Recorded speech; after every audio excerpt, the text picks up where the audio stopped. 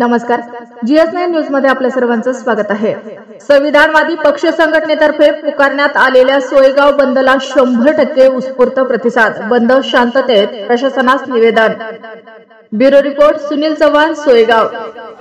परभणी येथे झालेल्या संविधान प्रतिकृती विटंबना व पोलीस अत्याचारात शहीद झालेल्या सोमनाथ सूर्यवंशी यांच्या मृत्यूचा निषेध करण्यासाठी संविधानवादी पक्ष संघटनेतर्फे पुकारण्यात आलेल्या सोमवार दिनांक 16 डिसेंबर रोजी सोयगाव बंदला 100% उत्स्फूर्त प्रतिसाद मिळाला।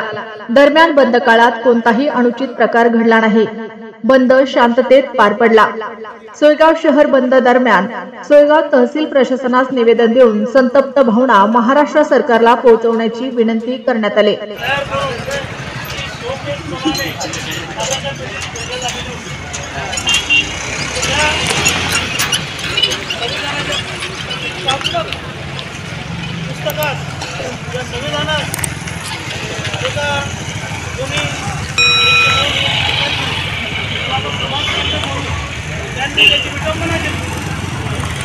ज्या संविधानावर देश चालतो, ज्या संविधानाचे कायदे आपण अंमलात आणतो, त्या संविधानाने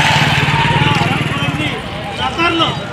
त्यांना डॉक्टर बाबासाहेब आंबेडकर यांच्या लिखित राज्यघटनेची उल्लंघन करण्याची अक्कल कुठून आली देव जाणो।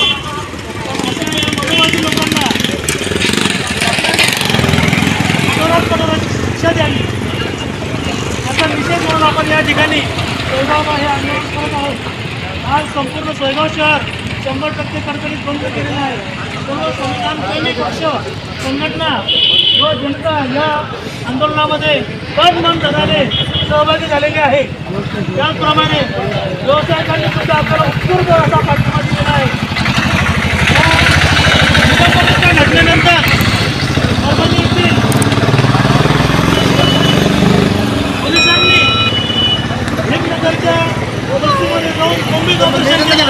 या कोंबीज ऑपरेशनमध्ये अनेक भीम सैनिकांना, महिलांना अमानुषपणे मारहाण केली। या मारहाणीतून त्यांना पुन्हा पोलीस कोठडीत नेण्यात आलं। आमचे भीम सैनिक अतिरेकी होते का? आमचे भीम सैनिक त्या महिला माता भगिनी या काही दुसरा काही मोठा काही एखाद्या प्रकारात अडकलेले होते का? हे फक्त न्याय मागत होते। त्यांचं म्हणणं होतं की संविधानाची विटंबना करणाऱ्यास अटक करा, त्याला शिक्षा द्या। पण या पोलिसांनी त्यांच्यावर लाठीमार केला। लाठीमार करून एकाला त्यांनी बेदम मारहाण केल्यामुळे त्याचा जीव गेला।